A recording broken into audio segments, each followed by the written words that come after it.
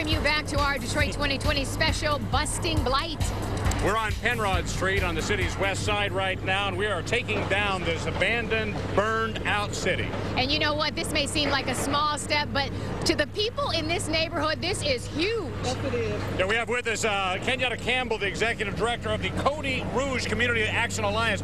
Cody Rouge in itself is a community as big as some cities. Yes, it is. We actually have approximately 36,000 residents, in which this is one of the largest. The neighborhood has one of the largest number of young people between the age of 0 and 18. And Kenyatta, you were one of those young people who left Detroit, came back home, and you want to make a difference in your hometown, and you're happy to see this. Yes, I left for 5 years when I was in college. I came back, and I decided I wanted to make sure I invest in bringing back my neighborhood. This is where I am from. I grew up in this neighborhood, been here all my life, so I'm excited that the city of Detroit has stepped up to assist us in addressing the blight. And we're excited you're here too. I know you've seen a few of these come down. I mean, just looking at this one, though, I mean, what are you feeling? This is awesome. I mean, I'm just overjoyed right now because I understand the importance of making sure that we have safe routes for our students traveling to and from school.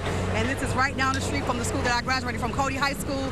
So to know that our young people will be safe, because this is a nice neighborhood, and making sure that we're addressing this blight so that they're not snatched up and taken into houses or things like that. And Kenyatta, I want to tell you, I spoke to two little teenage girls who said they walk down this block and they walk in packs because a lot of times they don't feel safe. So I know that touches your heart to see this coming down and to know that those two young girls and a lot of young people in this neighborhood will be safer. Definitely, it touches my heart because I remember over 21 years ago, as I traveled from high school, I was actually robbed in this neighborhood. So I know the fear factor that exists with young people. So making sure that we address the blight is definitely top priority for the Cody Rouge community. All right, Kenyatta, thank you so very much for your time. We'll continue watching this with joy. Will do. Thank you. All right, now we're going to turn it over to Dave Llewellyn. I know he's been following the blight in the city of Detroit as well, and tonight we're going to be naming names on the worst offenders. So, Dave, who are the worst offenders in this city? Well, in this case, Stephen, the city is trying its best to work with the worst offenders of blight in the city of Detroit, but they're having a difficult time. So tonight, we're going public and naming names.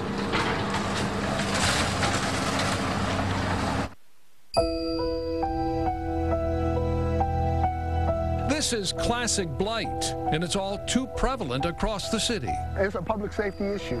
It's a public safety issue. And now officials are cracking down.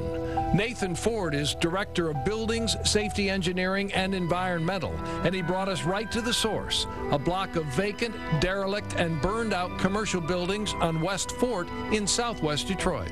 Dennis Cassolinos is the property owner for this block of buildings. They're largely unsecured, and it's even worse behind the facade of these buildings. This is a problem. This is a huge problem. And you've had discussions with this man about this problem. We've had numerous discussions. Tickets have been issued, written and issued. In addition to naming names, Ford says taking property owners to court may be necessary as well to get action. Here's the bottom line, Dave. We got to get compliance, period. We need this, properties like this, we need them either demolished or secured. Our attempts to reach Kefalinas last week were unsuccessful. We were told he is currently out of the country. City officials call Kefalinos one of the top 10 commercial and residential blight offenders. Other names on their list: Keith Kramer, Acorn Investment Company, Belmont Properties of Michigan LLC, Stonecrest Investment LLC. The rest of the top 10 includes the names of well-known real estate investors and speculators, including Michael Kelly, Matty Maroon, Matthew Tatarian, Joe Herzig, and Ralph Sachs, who owns this vacant and decaying apartment building at the corner of Dexter and Pasadena.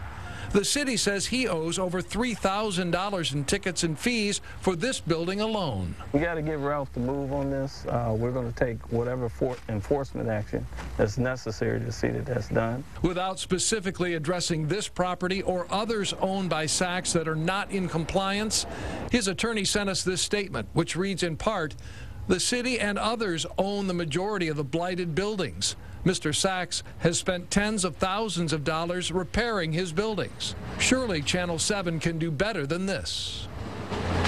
And the attorney's statement went on to say, why not interview the vandals, the arsonists, and the looters who roam without retribution? Well, the bottom line is this is an important story. It's one we're going to stay on top of in the days, weeks, and months to come.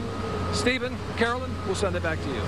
And Dave, you know neighbors are counting on us to stay on top of it. As we mentioned earlier, this house right here has changed hands several times since the family who owned it before lost it to foreclosure, but now tracking down the owner can be a really tough job. Well, if they do finally track down the owner, though, and in the case of this one they did, and they are then assess the value of the demolition, as well as fines, any back taxes and so forth, so they can recoup some money from this, but there are a lot of houses they can't do that on. Absolutely, and you know, when it comes to blight like this, it just doesn't hurt the people who live in this neighborhood. Really, it affects all of us. Well, as Diana Lewis is going to tell us right now, the houses like this really negatively affect the image of our city.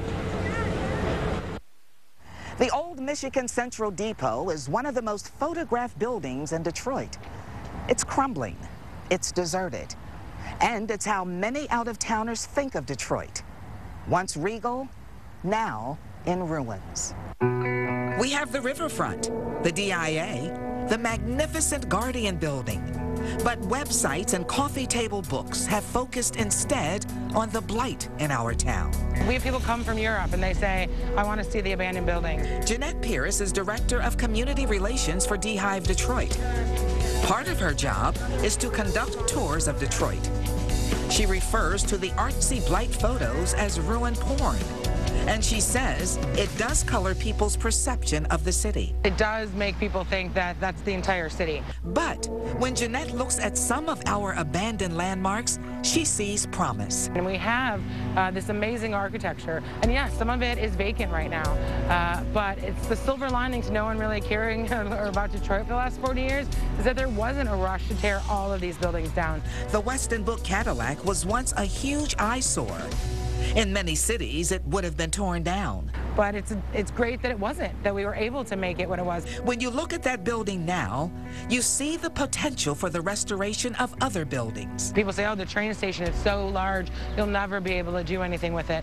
And again, if we've learned anything, never say never. So when you see images like this, or this, or this, remember the renovation going on at the David Whitney Building, the transformation of the Opera House, and other projects that just might make ruin porn obsolete.